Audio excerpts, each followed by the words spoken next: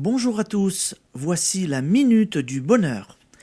Et aujourd'hui, la force créatrice à votre usage.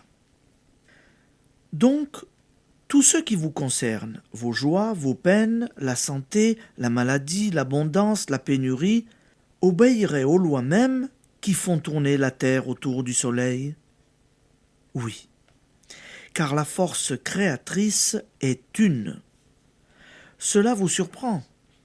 Les hommes de science prouvent que l'univers, en son apparence complexité, obéit à des lois simples. La substance est une. La force créatrice qui agit dans tous les êtres lui donne son apparente variété.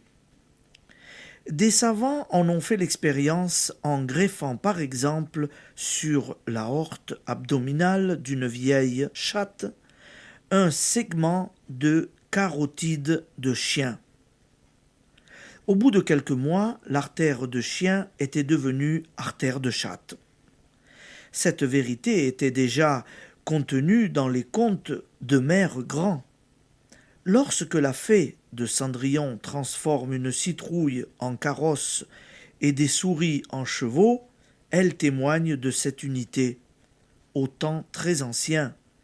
Ce tout en un, c'est un en tout, n'était pas ignoré.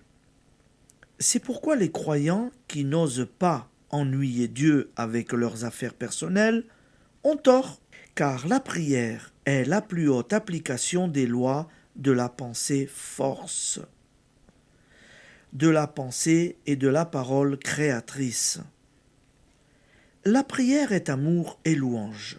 Elle concentre au sommet de nous-mêmes la puissance créatrice de l'esprit.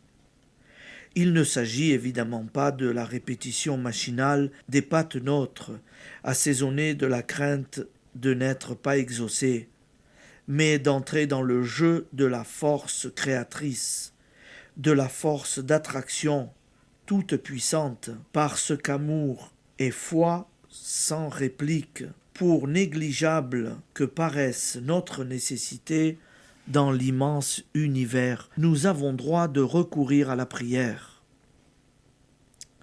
L'électricité, qui fait marcher d'énormes usines, fait aussi chauffer le biberon d'un nouveau-né. La loi est une. Elle s'applique aussi bien aux nains qu'aux géants.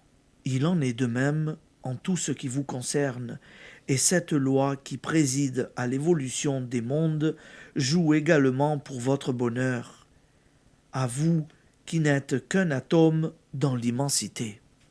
Application. Réfléchissez à l'univers au milieu duquel notre terre n'est qu'un grain de poussière. Et pourtant, infime que nous sommes, l'étincelle qui maintient la cohésion des systèmes d'astres est en nous, à notre disposition, à notre usage. Que ne l'utilisez-vous? Merci et à demain.